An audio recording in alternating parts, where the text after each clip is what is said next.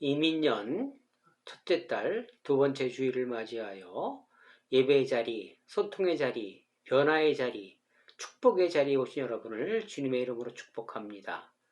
오늘 주신 말씀을 봉독해 드리겠습니다. 룻기 1장 14절 말씀입니다. 둘이 소리를 높여 다시 울더니 오르바는 그의 시어머니에게 입맞추되 룻은 그를 붙쫓았더라. 아멘. 요한복음 14장 11절 이하의 말씀입니다. 내가 아버지 안에 거하고 아버지께서 내 안에 계심을 믿으라. 그렇지 못하겠거든 행하는 그 일로 말미암아 나를 믿으라. 내가 진실로 진실로 너희에게 이르노니 나를 믿는 자는 내가 하는 일을 그도 할 것이요 또한 그보다 큰 일도 행하리니 이는 내가 아버지께로 감이라. 너희가 내 이름으로 무엇을 구하든지 내가 행하리니 이는 아버지로 하여금 아들로 말미암아 영광을 받으시게 하려 함이라. 아멘. 사랑하는 성도 여러분, 지난 한 주간 어떻게 지내셨습니까? 올해 어떠한 소망과 목표를 설정하셨습니까? 한 주간 지났는데 잘 진행되셨습니까? 아니면 아직 제자리에 계십니까? 저와 우리 교회는 지난해보다 조금만 더 한 발자국 주님께 더 가까이 다가서려 합니다. 어떻게 하면 한 발짝 다가갈 수 있을까요? 신앙은 알고 가는 길이 아닌 믿고 따라가는 것이라 말씀하고 계십니다. 상황과 현실은 카오스이나 로고스를 만나 코스모스가 이루어진다는 것을 믿고 따르는 것입니다. 저와 여러분의 상황은 오늘도 카오스입니다. 이 카오스를 코스모스로 만드는 것이 신앙이지요. 룻기의 본문은 두 며느리가 등장합니다. 오르바와 룻입니다. 오르바는 카오스를 만나자 세상 사람들이 가는 길을 선택하였습니다. 그것으로 끝이었습니다. 룻은 카오스에서 로고스를 따르므로 코스모스를 만든 대표적 인물이기도 합니다. 이방 여인으로 예수님 족보에 오른 영광의 인물이지요. 큰 인물이 되었습니다. 사람은 누구나 큰 인물이 되기를 원하지요. 또 큰일 한번 멋지게 해보는 것이 꿈일 수도 있습니다. 요한복음 본문에서도 예수님보다 더 큰 일을 할 수 있다고 기록하고 있습니다. 큰 일은 무엇이겠습니까? 또 내 이름으로 구하면 무엇이든지 이루신다고 합니다. 여러분들은 무엇을 구하실 것입니까? 도전받아 보겠습니다. 12절 내가 진실로 진실로 너에게 이르노니 나를 믿는 자는 내가 하는 일을 그도 할 것이요 또한 그보다 큰 일도 하리니 이는 내가 아버지께로 감이라 이렇게 말씀하십니다. 예수님께서 영광을 얻으실 날이 가까웠습니다. 이제는 아버지 곁으로 우편으로 가야 합니다. 그러기에 예수님 대신 일할 사람이 필요했던 것입니다. 오늘 그 말씀을 하고 계시는 것입니다. 내가 예수님 아버지께로 가니. 그 일꾼은 예수님의 일을 할 사람과 더 큰 일을 할 사람을 공개 채용하고 있는 것입니다. 공개 채용에 앞서 서류 심사 기준이 있다고 합니다. 그 기준은 먼저 마인드이죠. 이 사람이 어떠한 생각을 가지고 있나, 어떻게 어떠한 일을 어떠한 생각으로 살아가고 있나입니다. 더 큰 일의 의미는 지향의 문제를 규모의 문제로 변질시키는 사람은 서류 심사에서 탈락한다는 것입니다. 세상이 말하는 큰일과 하나님 나라의 큰일은 근본적으로 다르다는 의미일 것입니다. 또 믿는 자입니다. 믿는 자는 예수님의 마음과 뜻을 헤아려고 따라가려 순종하려 몸부림치는 성도들을 의미합니다. 이사야서 42장 3절에 보니까 상한 갈대를 꺾지 아니하시며 꺼져가는 등불을 끄지 아니하시고 진실로 정의를 시행할 것이며 이렇게 말씀하십니다. 이것이 예수님의 마음이지요. 예수님의 마음은 언제나 땅끝에 있습니다. 땅끝에 마음이 있었고 그 마음이 행함으로 이어진 것입니다. 땅끝, 사회적 약자들의 아픔을 함께 공감해 주는 것입니다. 이웃의 아픔에 응답하는 것이 그분의 마음이지요. 예수님의 손과 발이 될 수 있는 사람들을 통해 일하시는 하나님. 그런 사람들 많아지는 것이 큰일입니다. 예수님의 향기를 품고 살 때 하나님의 큰일을 이루게 되는 것입니다. 그런 사람들이 모이는 곳에 예수님의 사건이 일어나는 것입니다. 또 이것은 누룩처럼 전파되어야 합니다. 선순환을 만들어내야 하는 것입니다. 이것이 신앙생활이지요. 13절 너희가 내 이름으로 무엇을 구하든지 내가 행하리니 이는 아버지로 하여금 아들로 말미암아 영광을 받으시게 하려 함이라. 내 이름으로 무엇을 구하든지 내게 구하면 내가 행하리라. 아멘.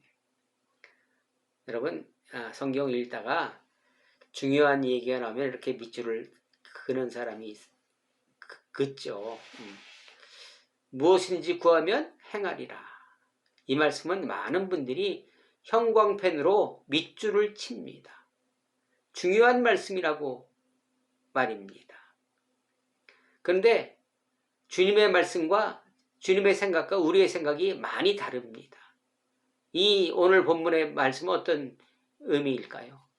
한마디로 예수님의 이름 도용하지 말라는 것입니다. 함부로 아무데나 갖다 붙이지 말라는 의미입니다. 예수님의 삶의 지향과 태도에 눈 감으면서 전혀 거기에는 관심이 없으면서 예수님의 이름을 사용하는 것은 그 이름에 대한 모독이라는 것입니다. 내가 생각하고 내가 지향하는 그러한 삶을 내려놓고 예수님의 삶으로 채울 때 그 이름으로 구하는 것이 성취되는 것을 믿을 수 있습니다. 볼 수 있습니다. 그 이름으로 구하는 것이 부끄러운 것은 아닌지 먼저 되돌아봐야 한다는 것입니다. 야고보서에 응답되지 않은 것은 잘못 구한 것이라고 이야기하기도 합니다. 여러분, 기도 다 하고 나서 기도가 끝나면 우리는 예수 그리스도의 이름으로 기도드립니다. 이렇게 얘기를 합니다. 왜 그럴까요? 뭐 이유가 있지요. 근데 저는 한번 생각해 보았습니다. 내가 한 기도가 예수님 보시기에 어떠한 것인지 내 생각과 내 방법과 내가 필요한 것을 잔뜩 쇼핑했나 한번 되돌아보라는 것입니다. 내가 한 기도가 예수님께서 마음이 흐뭇한 기도였는지 아닌지를 한번 생각해 보라는 의미는 아닐지 한번 생각해 보았습니다. 사람들이 가치 있다고 여기던 것들이 진정 가치가 있는 것인가? 아침 안개처럼 사라지는 것은 아닌가? 모든 것 사라져도 내가 굳게 잡아야 할 것은 잡아야 할 핵심은 무엇입니까? 열왕기상에 그 아도니아 이 얘기가 나옵니다. 아도니아가 이 다윗의 아들 중에 넷째죠, 넷째. 첫째 암논 죽고, 둘째는 어려서 죽었는지 기록이 없습니다. 셋째 압살롬 죽고, 그리고 네 번째 아들이 아도니아인데 아주 용모가 준수하고 다윗이 한 번도 야단치지 않은 그만큼 행실이 좋았던 아들이죠. 그런 아들이 욕심이 생기니까 내가 왕이 되려고 여러분 반란을 일으킵니다. 요압 장군과 아비아달이라는 제사장을 대동에서 말입니다. 그는 왕위는 당연히 자신의 것이라 생각을 했습니다. 왕이 되어 큰일을 해보려고 했습니다. 요압과 아비아달이 함께하면 왕위는 따놓은 당상이라고 생각했던 것입니다. 그런데 그들은 세상적으로는 참 계산을 잘했던 것 같습니다. 세 사람의 운명은 어찌 되었을까요? 아도니아는 왕의 자리를 끝까지 포기하지 못하고 고집을 부렸습니다. 아비삭이라는 그 다윗의 후처를 자기 부인으로 맞아들이려는 그런 계략까지 세우다가 결국은 죽었습니다. 또 요압도 자신의 출세를 위해서 정적들을 아무 죄 없는 피를 흘리고 압살롬 죽이지 말라고 한 명령을 어기고 압살롬을 죽였지요. 자신이 던진 부메랑에 그 부메랑이 되돌아와서 죽고 말았습니다. 제사장 아비아달은 진짜 다윗 왕의 오른팔이었습니다. 압살롬의 난을 무력화시킬 수 있었던 다윗이 다시 예루살렘 성으로 입성할 수 있도록 큰 공을 세운 사람이었습니다. 그런데 생각을 한번 잘못하니까, 한번 욕심에 이끌리니까, 욕정에 이끌리니까 여러분 큰 일이 벌어지고 말았습니다. 아비아달은 죽음은 면했으나 그 대신 제사장직을 박탈당했습니다. 가장 수치스러운 것이지요. 한순간의 잘못으로 돌이킬 수 없는 길을 떠났던 것입니다. 또한 누가복음 5장 5절에 보니까 시몬이 대답하여 이르되 선생님 우리들이 밤이 새도록 수고하였으되 잡은 것은 없지만은 말씀에 의지하여 내가 그물을 내리리라 이렇게 말씀하십니다. 여러분들 잘 알다시피 베드로는 어부지요. 밤새 한 마리도 잡지 못했습니다. 이 얘기는 우리의 인생입니다. 우리가 내가 생각하고 내가 꿈꾸던 것을 이뤄보려고 하나 이루어지지 못했다는 것입니다. 그런데 거기에 로고스가 개입이 되니까 말씀에 의지하여 그물을 내렸더니 요한복음에 보니까 153마리의 물고기를 잡았다는 것입니다. 내 힘으로 된 것이 아닌 주님의 능력으로 된 것입니다. 그 잡은 고기 혼자서 감당했습니까? 혼자서 감당하지 못했습니다. 주위에 있는 사람들을 불러다가 같이 실어 나르고 같이 정리했습니다. 주님의 말씀에 순종하였더니 결과가 매우 좋았다는 것입니다. 나만 좋은 것이 아닌 주위의 사람들도 기뻐하며 함께 동참했습니다. 예수님의 사건이 베드로를 통해서 일어났듯이 나를 통하여 일어날 수도 있는 것입니다. 나를 통하여 일어난 예수님의 일이 큰 일이라는 것입니다. 내가 맺은 열매를 보면 내가 누구인지 알 수 있습니다. 왕의 신분인데 망각하고 종으로 살아가는 것과 하나님의 자녀인데 세상의 자녀로 살아가는 것은 죄악이라고 합니다. 성도다운 삶을 살아갈 때 하나님께서 영광 받으십니다. 마태복음 7장 21절 나더러 주여 주여 하는 자마다 다 천국에 들어갈 것이 아니요 다만 하늘에 계신 내 아버지 뜻대로 행하는 자라야 들어가리라. 여러분의 상황은 지금 어떠십니까? 지금 병과 투병하고 계십니까? 아니면 자녀 문제로 어려움을 겪고 계십니까? 또한 어떠한 다른 문제로 지금 카오스의 삶을 살아가고 계십니까? 여러분 괜찮습니다. 여러분들도 큰일 할 수 있습니다. 내 마음을 예수님의 마음에 덧댄다면 문제는 간단해집니다. 그러나 말로는 영광을 돌린다고 하나 자기 의를 드러내기 위하여 힘쓰고 용쓰는 사람들이 많습니다. 그들이 가정을, 교회를, 사회를 어지럽게 만들고 있는 것입니다.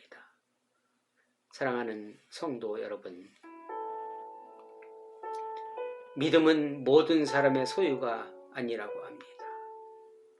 이사야서 5장 8절에 보니까 가옥에 가옥을 이으며 전토에 전포를 더하며 빈틈이 없도록 하고 이 땅 가운데에서 홀로 거주하려 하는 자들은 화 있을진저. 이 말씀이 오늘을 살아가는 사람들의 현실입니다. 제 현실이기도 합니다. 예수 믿는 사람과 예수 믿지 않는 사람의 똑같은 현실이기도 합니다. 사랑하는 성도 여러분, 큰일은 무엇이라고 생각하십니까? 하나님과 깊이 접속되면 나 좋을 대로 구하지 않습니다. 그러므로 모든 기도 응답됩니다. 더 큰 일 할 수 있는 것입니다. 믿음이 가야 할 더 큰 깊은 자리는 내 삶의 변화를 싫어하며 문 닫고 닮지 않으려 하는 것이 하나님을 미워하는 것이라는 것을 알고, 믿음은 예수님의 운명과 나의 운명을 일치시키는 것입니다. 예수님의 길은 십자가의 길입니다. 고난의 길입니다. 나도 그 길을 가는 것입니다. 이것이 큰일인 것입니다. 예수님의 마음이 있는 곳에 내 마음이 외면하지 않는 것, 이것이 큰일입니다.